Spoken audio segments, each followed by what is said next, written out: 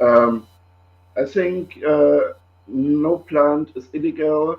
and we have to transfer our focus to a lot of plants, not only cannabis, that is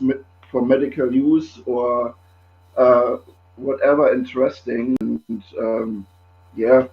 I think the farming has to be more sustainable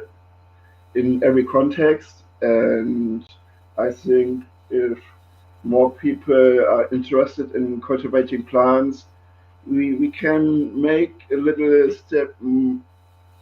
more to the nature bound of other people like me and random persons too.